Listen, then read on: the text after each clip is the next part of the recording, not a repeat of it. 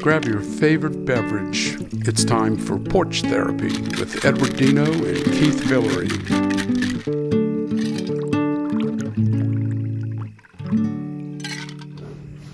We are live. Edward. Excuse me, I was just looking up the new betting odds that Ghislaine Maxwell will be pardoned this year, which is such old news. It's been covered up. You can bet on everything. Yeah. Oh God. Yeah. And you know, you can bet.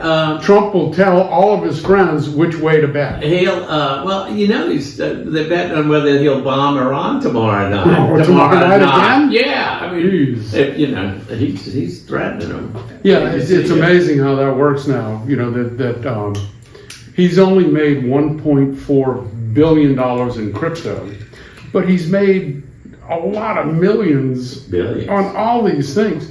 I mean, you know, everything from, you know, selling shoes and watches and all the other trinkets that he's been selling, but also his kids are making money. Mm-hmm. The latest one was his kids invested in a company that used to, I don't know, sold shoestrings or something. Yeah. And they went out of business, but they had a ticker on the stock market. So they invested in it, and lo and behold, that company got one of these, I think the largest tungsten mineral mining money contracts, no bid contracts in the world. Oh yeah, and it's just amazing that they find these little. They're investing heavily in defense stock. Oh yeah, I mean, they might know a little something we don't know about that. I don't know, and I truly believe that the Republicans would focus more on, you know, integrity in government if they could just find Hunter Biden's laptop. Then I think the distraction would be over with. And I'm looking for Jared's laptop. Oh God! And you know, and little Mikey's been telling the congressman that, you know, hey, we have to win, otherwise we're all going to jail. I'm the guy to keep you out of jail. Yeah, you know, and that reminds me of he seems like a decent guy, but Bill Cassidy, who is certainly not, I mean, he's just not competent politically. I mean, he should have never got himself in this position. You know, when he voted for Kennedy, he should have had something in writing from Trump that he was going to endorse him. I mean, he's just not a competent politician. And but even that wouldn't have mattered. Well, it would have sure would have blunted the it would have made Trump look kind of even more ridiculous. Well, you know, he did a couple of things, like he voted for the War Powers Act, which, you know, it's hard to say you would vote for that even after they're already in the war, and the war is almost over, and now you're going to. Well, we won it. We won it several months ago. We've already won it. They decimated. So Trump and Cassidy get into a knockdown, bag out, screaming match. Yeah. So little Marco and I guess JD pull Cassidy into the Situation Room, and they explain to him with Weisskopf, you know, the real estate guy. And so Cassidy goes back with his little tail between his legs and votes in favor of Trump. Yeah. After Trump screamed at him and beat him in an election. Yeah. And he's still going back with his tail between his legs. So, I mean, I think good riddance for Cassidy. Unfortunately, I think had he stayed in the middle of the road, he might have been able to get some Democrat. No, he wouldn't have been able. He was sunk. I was surprised how few people changed to no party for him. There weren't a lot. You know, I probably knew all of them. There was, I mean, I think there were 8,000 in this state. Well, they said that, I just heard today coming over here, that Republicans have now surpassed Democrats in the numbers of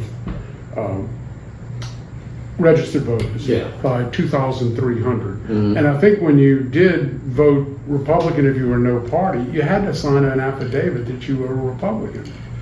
I couldn't understand. You know, they made that thing. And another thing that I think Cassidy missed the boat on. He should have challenged that. I mean, that law was changed. They confused everybody on voting, on how you voted in primaries on certain races and open primaries and other races. It was geared to defeat Cassidy. It was. And the fact that he didn't challenge it at all in court, I think he would have had a good lawsuit claiming unequal protection, that he wasn't being treated the same way as other people were being treated. Yeah, well, they stopped the election for a lot of the congressional seats because they were redrawing the map to get rid of that second black district. Mm-hmm. So even though people had already voted, they said, well, we're just going to throw those votes out. They don't matter. But it's interesting right now, Trump is still king in Louisiana, as evidenced by the Cassidy vote. And that's a Republican primary. Yeah, it is. But it's still, the Republicans are voting for whatever Trump says. In Indiana, he won some state races. He's won a lot of state, local races. And so now you have that going on. And then the other side, you have the Mamdani people who are the Democratic Socialists, Bernie, AOC. Yeah. And they're winning in areas that you might not expect them to win in. And the latest primary, our Democratic majority leader, I guess, was Jeffers' son. He lost, and Mamdani's candidates won. Yeah, in New York. Yeah. Yeah. And even there's one in Colorado. One in Colorado. Unseated the 30-year. And if you look at what they stand for, I'm for most of that. I'm for Medicare for all, health care for all. I'm against ICE. I think ICE has showed that it really should not be in existence anymore. I mean, they're brutal and so some of the things they're for, I'm for, but I'm not for everything. No, I'm not for defunding the police or doing away with jails or, that kind of thing. But, you see a lot of,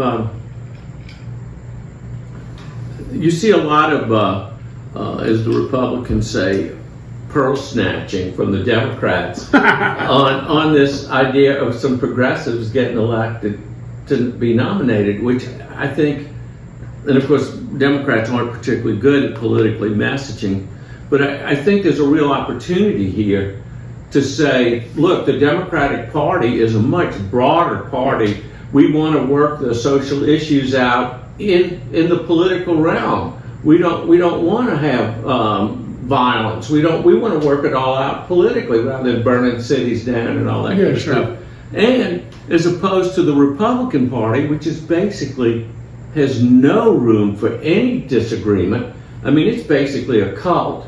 Not basically, it is. And so that you have a choice between a party that is taking in many different ideologies. It's a big tent. It's a big tent, as opposed to an ultra small tent that's basically defined by a mentally ill character. It's amazing. And the Democrats should put that out that way. Well, I think they're not. But they also need to put out, the fact that they need to work on lowering costs for people, and also getting back to helping some poor people who need some help. I mean, well, absolutely. But they also need to talk on the fact that, and Bill Clinton mentioned it, since the Cold War, there have been 51 million jobs created.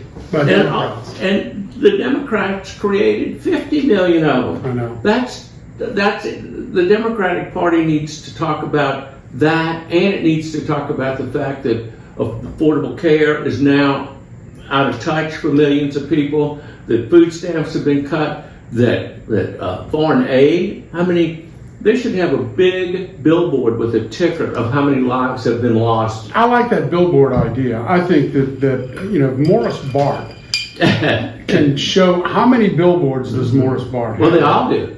But everybody knows Morris's name. Yeah, but and I just think that they should have billboards that show how the representatives are voting against the people. I mean, look, the debt you remember Republicans used to say that the debt was a problem. Yeah, no It's problem. not. They're not saying that anymore. The party of fiscal responsibility is now the Democratic Party. It has been the Democratic Party since Jimmy Carter. The only two presidents that balanced the budget. Well, that's true. Carter and Clinton. Yeah. And the Democrats need to talk about that as much as they need to talk about affordability, helping poor people. The gap between the rich and the poor is just Alarming. It truly is. It is alarming. And it's not, what we're trying, it seems to me, we're doing everything we can to keep Latin American immigrants out of here while we're making our country more Latin American. We want to have The gap, yeah. Yeah, we want to have a no middle class. Yeah. We want to have a national Christian nationals. We want to do a lot of stuff. We want to have police on the street. I mean, you and I were together in New Orleans for New Year's Eve. We're not used to seeing police on, and not police. But I did ride police. from Puerto Escondido to Acapulco about 30 years ago, and there were teenagers with machine guns Well, that's what came I'm on saying. the bus. Well, the point. And that's what we have now in America. That's what the point I'm making is that we're doing all this stuff to make us more like a Latin American country while we're trying to keep Latin Americans out of the country. I mean, the thing's insane. We're killing the middle class. We're having Christian nationalism. We're having armed troops on the streets of the city. It's all like it was in Latin America 40 years ago. And for a long time, with regard to the debt, as long as GDP was ticking along and the debt was, but now the debt has overwhelmed GDP, and the payments on the debt are more than we pay for the military. Yeah, I mean, it's the Republican fiscal policies are unsustainable. They're not sustainable. They have to come up with some way to tax the billionaires, because the billionaires, Oh, well, let me tell you they something. don't want to be taxed. The chances of taxing the billionaires went down tremendously yesterday with the Supreme Court ruling that the billionaires can give as much to political campaigns as they want. And you know that I think the overwhelming majority of people who win elections are the ones who spent more money. I think that's true. Now there are exceptions like the last presidential election where we had the best candidate, we had the most money, and we lost the election. And we still lost. Yeah, the Democrats, they need to. Well, Jim Caldwell needs to put a seminar, needs to do a retreat. Yeah. For, Well, that whole thing about Citizens United, which allowed corporations to be treated as people, that just seems like something out of 1984. Like some bizarre, and then now they just expanded it by saying political parties can now deal directly with campaigns to be able to, so now people just can put all that dark money into political parties. And the political parties are going to coordinate with the campaigns. Where at least you couldn't do that with the PACs. The PACs couldn't couldn't coordinate directly with the candidates. Now they can. So Trump wins some. He lost birthright citizens. on a 5-4 vote, which was scary. And what did Amy Caney, the little Christian girl? No, I think she voted with the minority. She voted with the minority because she voted with the majority on something. She has. And they were all freaked out. And John Roberts is on the right side every time. The problem with that, the scary part about that decision, it was a 5-4 vote with Kavanaugh voting with the majority to uphold birthright citizenship. But he didn't find that it violated the Constitution to do away with it. He found that there was a federal statute that protected that. So yesterday, Trump wants Congress to change that statute. And that's scary that, that birthright citizenship is that threatened. I mean, that's amazing. It is amazing. I mean, it's amazing, especially when you feel like most of Trump's kids are anchor babies. They're immigrants, children of immigrants, And how did the immigrant get here? Well, Melania allegedly came over on a student visa, started working against the law, and then eventually was introduced to Trump and The rest is history. had sex somewhere with Trump. But we know it was not on Epstein's plane. I mean, that has been that has been thoroughly debunked by the participants. Katie Fang has come up and won her lawsuit that they're supposed to open up those Epstein files and take some of those redactions away from these individuals, not the victims, but the powerful corporate individuals. I mean, there's how many are in Trump's orbit? A lot of them. Well, it's just, it's just astounding, and I think we're going to see a big change after the midterms. But you had Trump, who's been mentioned 3,000 or 4,000 times in the files, never brought before. He was never on the plane. Well, now he is on the plane. At least 7 times. Never brought before subpoenaed to come before Congress. Hillary Clinton, who has never been mentioned, they subpoena Hillary Clinton to come. I mean, it's if you can't see it, if you cannot see the smoke and mirrors and just the deception. I mean, anyone who thinks Trump's acting like an innocent person, definitely excluded from a jury on a criminal case. I mean. What happens all of a sudden, Katie Fang wins. Let's bomb Iran. Let's shoot another couple of bombs over there. Yeah, Greenland. I'd be nervous if I was in Greenland if that one. Let's take a little break, and after the break, we're going to talk about what are they calling it? The America 250. Oh yeah. I've been to state fairs and local fairs, and this one rivals the worst I've seen. Yeah, we were just talking on the break about healthcare, and it's a huge expense. That people out there, and especially with the big ugly bill that passed, and throwing all these people off of Medicare and Medicaid, excuse me, and change the Obamacare numbers. I read an article by James Carville. He says he doesn't think we will ever be able to get Medicare for all.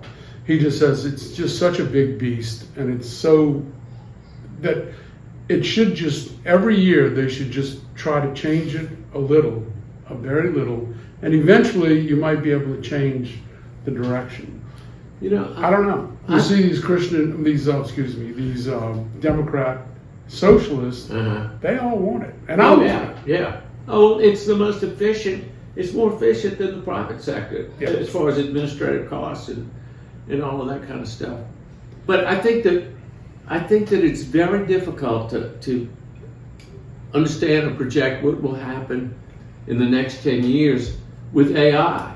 Yeah. I mean, I don't see it far-fetched that you're going to have a guaranteed annual income. I mean, that would be nice. You're just not going to be able. Not everybody's going to be able to work. I mean, they just won't be. AI will be just doing the robots, and everybody will be doing everything and be productive, and So I think that's another big deal. I'm convinced that the people keeping Trump in office are the tech bros, because they don't want AI regulated in any form. They want to be able to build these huge data centers that are protected by the federal government, and no local control over how much water they use, how much pollutants they emit. I mean, I've seen some videos of the heat that's coming out of these places, and the pollution. You can't see it, but the pollution and the heat into the atmosphere, they're incredible. I mean, it's. I think they're bad for the country, and we can't regulate it because Trump has had a stranglehold on the Congress and the Senate. Mm-hmm. So there's no regulation of AI. Mm-hmm. It's just wide open, whatever the tech bros want.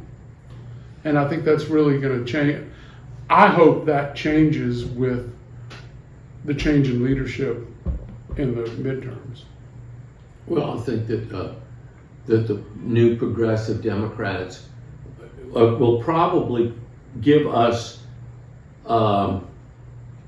insight and make it more transparent as far as what's going on. They'll call for hearings on things. Oh yeah. I mean, I think that we'll see. Well, one of the things they want to see with AI, they would like to see the government own it, Mm-hmm. and I don't know that I'm for that. Mm-hmm. But I don't know. I mean, Mm-hmm. right now, it needs to change. It's so far ahead of government. It's all one-sided. It's ahead of government, and they're just going as fast as they can. I mean, government is not designed. At least, our republic is not designed to be able to deal with fast-moving issues. I mean, we just aren't plumbed to do that. And this government grinds. Yeah, it's just unless they put a moratorium. I mean, you can't do that. I mean, then you got to condemn us to. No, but you could allow the states and the locals to have some control over, the how much water they use, how they use water. Oh, absolutely. Proximity to poor neighborhoods. Yeah. I mean, there's a lot of issues that could be controlled without cutting into the bottom line of Jeff Bezos and all these crazy tech bros. Yeah. Well, all these small government people, they don't want. They Well, want. that's the small government. I know the small government people. They want to just regulate women's bodies. Yeah, they're not interested in the environment or allowing states to deal with civil rights or run their own elections. Or I mean, well, you talk about government, control and regulations. What's happening right now is Trump has relaxed the EPA with regard to the clean waters. algae. Oh, right. Oh, well, he's got to. And then all of a sudden, how ironic, he gets algae in his reflecting pond, but he's cut regulations on algal blooms through the. Yeah. I mean, it's crazy. It's just crazy, and that whole reflecting pool. What and they've arrested 6 or 7 people. Yeah. And I saw that Judge Perot, what's her name? Janine. She's now she's the U.S. Attorney in Washington, D.C. Oh, Lord. And she is going to prosecute these people to the fullest extent of the law. And if they did 10 years in jail. Now, we got guys who beat police officers. Yeah. Who were pardoned. And they were convicted, but they pled guilty. Yeah. And now we got somebody who might have touched a piece of the. Yeah. They should have if they would have just beat the police officer when they were arrested. Yeah. They would have gotten out. Yeah. I mean, so it's really, it's a bizarre world. And, I don't know anybody personally that has been a big proponent of Donald Trump, except for the guy the sheriff beat up. And I don't know him either. Probably the sheriff, too. Well, the sheriff probably loves Trump. Yeah. But this guy loved Trump more. Oh, no. I guess it was one of those fights. It's a shame someone had to win. This is St. Tammany politics. Yeah. We had a sheriff. Is he the third one in a row that's resigned? And all Republicans. They're all Republicans, and they all resigned for different reasons. Yeah. Well, everyone that's going to jail has been a Republican. The DA, Yeah, the Mayor the of DA, Mandeville, the Mayor of Mandeville, the coroner. The coroner, and the 2 sheriffs. 2 sheriffs, yeah. Well, this sheriff didn't go to jail. They let him out, but he's got to go through some classes. Yeah, I don't know. I'm worried about the federal government trying to take over, run elections, which is, now that was shot down. I mean, recently by the Supreme Court shot that down. Well, he did, but you can imagine he can't even fix a reflecting pond pool, and he's going to run elections.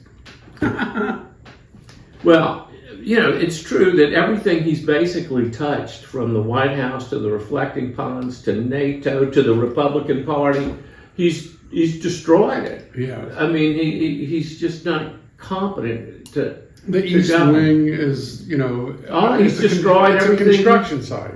Yeah, he's destroyed the Kennedy Center. Everything it's had to shut down as soon as he took it over. It's closed within 6 months of him taking it over. Everything he has touched has been destroyed. I mean, he only bankrupt 6 casinos. Yeah. So I don't know what the magic is. I don't know how people. I don't understand how people find him to be so charismatic and good. To me, when it comes to a choice between good and evil, you can always count on him starving kids, taking away medicines for poor people, polluting the environment, suing to stop appropriated money that has been appropriated to the SNAPS program. He goes to court to fight it. Whenever it comes for a choice between what's good and what's not good, he is dependably not good. He's going to pardon 250 people in connection with this celebration of our independence. Give us Barabbas. And how much money has he just, all these people that he's pardoned, I think it's close to $1 billion that they were supposed to pay back to victims. And Republicans are all for it. I think they might be in the 70% now of who supports him. They're all against what he's doing, but do they support him? Yep, they support him. And I don't understand how that works. When you're against everything he does, but you support him. If he ran for president again, they would vote for him. That's not new in Republican circles. That was the same with George Bush. I guess. I mean, that's not a new phenomenon. There's a personality attachment to it. Now I think you didn't have so much in the Democratic Party because the people that liked, let's say, Kennedy or LBJ or whatever, they liked what they were doing too. Sure. But these are people that like the individual, but don't like what he's doing, and they're still going to support him, and it's a head scratch. Well, it's interesting. I saw there's a little schism between Lil Marco and JD. They are both negotiating peace, and Lil Marco is all in for Israel. He loves them. JD, not so much. But JD's got Peter Thiel. And Lil Marco, he's got AIPAC, is it? The Israeli. So it's going to be an interesting, and Trump thinks they should run as a ticket. But it's just interesting that, and then you add Jared into the mix, where he's over there making billions of dollars on his entanglements with the Middle East. His father was convicted of fraud, pardoned, and is now the ambassador to France. Can you imagine? We sent a convicted felon. Oh, what a slap in the face! I mean, good. And France is a plum. Oh yeah, an ambassador to France is like a plum. Not only is it a plum, it's important. Well, now it is. Yeah, I mean, God, you send a convicted felon over to be the ambassador to France. And look what he did to Italy. I mean, that poor woman was a right wing. And she basically can't be friends with her. I mean, but Marco Rubio, if you look at the pictures, he looks so disgusted. He does. He looks just like he can't believe he's in this picture with these buffoons. That's what. But he's staying with it. He's hanging in there with them. Yeah, he's hanging in there. Some of the other ones have left. we've had Tulsi leave, we had Pam Blondie Tulsi. leave. We'll have Tulsi leaves, and then you find out she has a cult. Yeah, I mean, her fortune teller told her to leave. I mean, she had to go. I mean, what a sack of nuts. I mean, you could not pick. Pam Blondie on the way out, and so who does he put in? His personal defense attorney. And what does he do? He negotiates a deal where they're going to give $1.776 billion to the people who beat police. Yeah, I mean, you couldn't write this script. I'm waiting for the movie. Keep in mind that the Attorney General is like third string. I mean, he's after Matt Gaetz. Matt Gaetz, Pam Blondie, yeah, and now we got a guy who's going to have. One of the things that he's trying to do is to try to keep the courts and the Bar Association not involved in